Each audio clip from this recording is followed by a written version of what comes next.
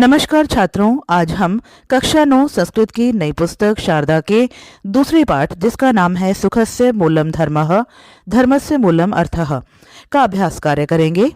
यहाँ पर प्रश्न 1 है, एक पदेन उत्तरम लिखत, एक पद में उत्तर लिखें। पहला प्रश्न है, वास्तविक सुखस्य आधारः कः? वास्तविक सुख का आधार क्या है? उत्तर है धर्मः अर्थात धर्म। अगला प्रश्न है, कस्य अभावात् स्वकर्तव्य पालनम कठिनम भवति? किसके अभाव में अपने कर्तव्य का पालन करना कठिन होता है? इसका उत्तर है अर्थस्य अथवा धनस्य अर्थात धन के अभाव में।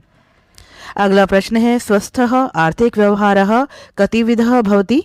स्वस्थ आर्थिक व्यवहार कितने प्रकार का होता है? उत्तर है त्रिविधः अर्थात 3 प्रकार का। कीदृशः आर्थिक व्यवहारः कदापि न करणीयः? कैसा आर्थिक व्यवहार कभी भी नहीं करना चाहिए? इसका उत्तर है अनैतिकः अर्थात गलत। स्वावलंबन कस्य मूलम वर्तते? स्वावलंबन किसके मूल में होता है? इसका उत्तर है स्वाभिमानस्य अर्थात स्वाभिमान के। जल बिंदु निपातेन क्रमशः किम पूर्यते? जल की बूंदों के गिरने से क्रमशः क्या भरता है? इसका उत्तर है घटः अर्थात घड़ा। इसके बाद प्रश्न 2 है, पूर्ण वाक्येन उत्तरम लिखत, पूरे वाक्य में उत्तर लिखें। पहला प्रश्न है, सुखस्य मूलम धर्मः धर्मस्य मूलम अर्थः इति प्रसिद्धम वाक्यम कस्मिन् ग्रंथे प्राप्यते?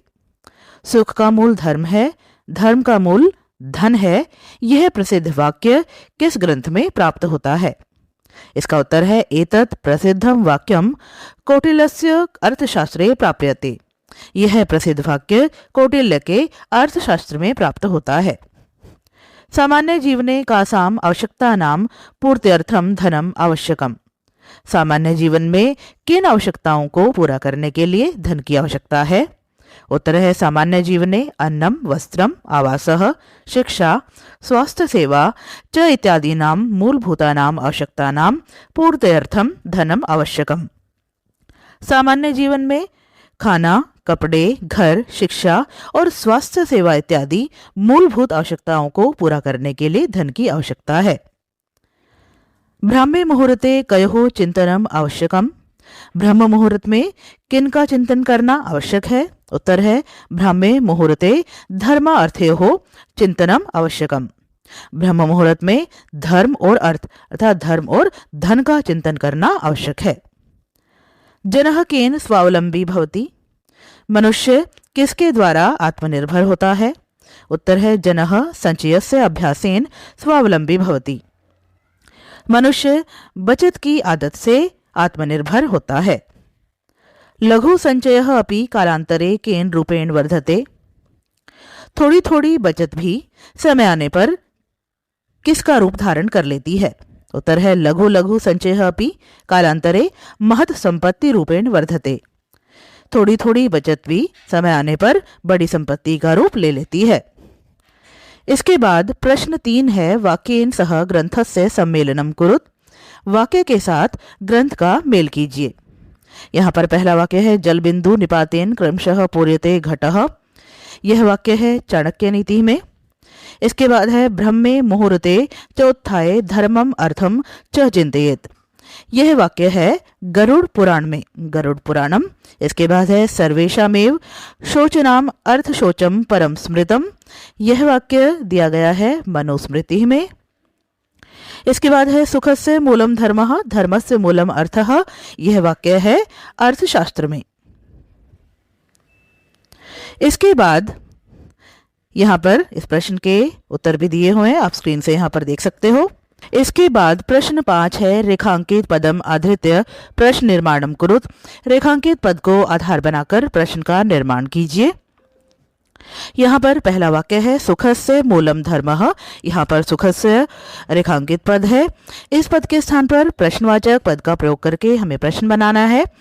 तो वाक्य का अर्थ है सुख का मूल धर्म है, तो प्रश्न बनेगा किसका मूल धर्म है? तो यहाँ पर होगा कस्य मूलम धर्मः और अंत में हम प्रश्नवाचक चिन्ह लगाएंगे। इसके बाद है, दिनस्य आरंभे धर्मार्थयोः चिंतनम आवश्यकम। दिन के आरंभ में धर्म और धन का चिंतन करना आवश्यक है। यहाँ पर रेखांकित पद है धर्मार्थयोः। प्रश्न बनेगा दिन के आरंभ में किन का चिंतन करना आवश्यक है, और ये द्विवचन में होगा। इस प्रश्न बनेगा दिनस्य आरंभे कयोः चिंतनम आवश्यकम, अंत में प्रश्नवाचक चिन्ह। इसके बाद है सन्मार्गेण एव धनार्जनम करणीयम, सही मार्ग के द्वारा ही धन को कमाना चाहिए। प्रश्न बनेगा किसके द्वारा धन को कमाना चाहिए, तो यहाँ पर सन्मार्गेण के स्थान पर केन पद का प्रयोग करेंगे, केन एव धनार्जनम करणीयम, अंत में प्रश्नवाचक चिन्ह। इसके बाद अगला वाक्य है अनैतिकः आर्थिक व्यवहारः कदापि न करणीयः, गलत आर्थिक व्यवहार कभी भी नहीं करना चाहिए। प्रश्न बनेगा कैसा आर्थिक व्यवहार कभी भी नहीं करना चाहिए, तो अनैतिक है के स्थान पर कीदृशः पद का प्रयोग करेंगे, कीदृशः आर्थिक व्यवहारः कदापि न करणीयः, अंत में प्रश्नवाचक चिन्ह। इसके बाद है संकट काले स्वाभिमानी जनः अन्य जनस्य आर्थिक सहायतां नावेक्षते, मुसीबत के समय में भी स्वाभिमानी व्यक्ति दूसरे व्यक्ति से आर्थिक सहायता की उम्मीद नहीं करता।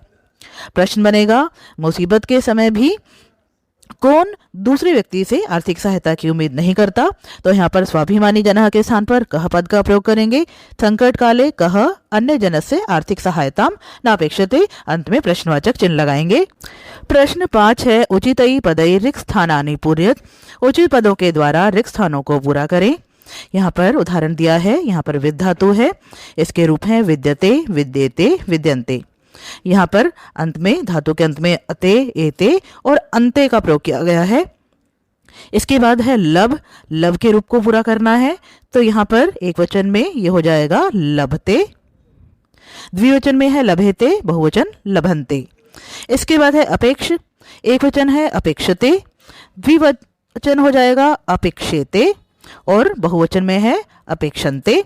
इसके बाद है वर्ध, यहाँ पर एक वचन होगा वर्धते, द्विवचन है वर्धेते और बहुवचन होगा वर्धन्ते। इसके बाद है सेव धातु, एक वचन होगा सेवते, द्विवचन सेवेते और बहुवचन में है सेवन्ते। इसके बाद है मोद, एक वचन है मोदते, द्विवचन हो जाएगा मोदेते और बहुवचन में हो जाएगा मोदन्ते। तो इस तरह से अंत में अते, एते और अंते का प्रयोग करके इसके रूप बनाएंगे। यहाँ पर इस प्रश्न के उत्तर दिए गए हैं, आप चाहें तो इसका स्क्रीनशॉट भी ले सकते हैं। प्रश्न 6 है अधोलिखितानां प्रश्नानां शुद्धम विवृतम चिनुत, नीचे लिखे गए प्रश्नों के लिए शुद्ध विकल्प चुनें। पहला प्रश्न है सुखस्य मूलम धर्मः, धर्मस्य मूलम अर्थः, इत्यस्य मुख्य आशयः कः अस्ति। सुख का मूल धर्म है, धर्म का मूल अर्थ है, इसका मुख्य अर्थ क्या है। तो यहाँ पर इसके लिए सही विकल्प है ऑप्शन 3, धर्मस्य आधारः अर्थः, सुखस्य आधारः धर्मः। धर्म का आधार धन है और सुख का आधार धर्म है। इसके बाद प्रश्न है गरुड़ पुराणे किम उपदिष्टम अस्ति, गरुड़ पुराण में क्या बताया गया है। इसका उत्तर है ऑप्शन 2, प्रभाते धर्मार्थयोः चिंतनम करणीयम, सुबह के समय धर्म और धन के विषय में चिंतन करना चाहिए। अगला प्रश्न है सर्वेषामेव शोचनाम अर्थशोचम परम स्मृतम इत्यस्य तात्पर्य किम, सभी प्रकार की पवित्रताओं में धन से संबंधित पवित्रता सबसे अच्छी है, इसका अर्थ क्या है। इसका सही विकल्प है ऑप्शन 3, अर्थशोचम सर्वोपरि, धन की पवित्रता सबसे श्रेष्ठ है, अन्य विध शोचेभ्य श्रेयः, यह अन्य प्रकार की पवित्रताओं से श्रेष्ठ है। इसके बाद है छात्रैः क्रियमाणः अपव्ययः कः, छात्रों के द्वारा किया गया अपव्यय क्या है। इसका सही उत्तर है ऑप्शन 3, आडंबर युक्तः प्रदर्शनात्मकः व्ययः, आडंबर से युक्त दिखावे पर किया गया खर्च। इसके बाद प्रश्न है जल बिंदु निपातेन क्रमशः पूर्यते घटः इति वाक्यम कः अवदत्, जल की बूंद के गिरने से धीरे धीरे घड़ा भरता है, यह वाक्य किसने कहा था। इसका शुद्ध विकल्प है चाणक्य, अर्थात यह वाक्य चाणक्य ने कहा था। तो छात्रों ये था आपके पाठ 2 का अभ्यास कार्य। आशा करती हूँ आप सभी को अच्छी प्रकार से समझ में आया होगा। वीडियो देखने के लिए आप सबका धन्यवाद। मिलते हैं अगले वीडियो में, तब तक के लिए आप सभी को नमस्कार।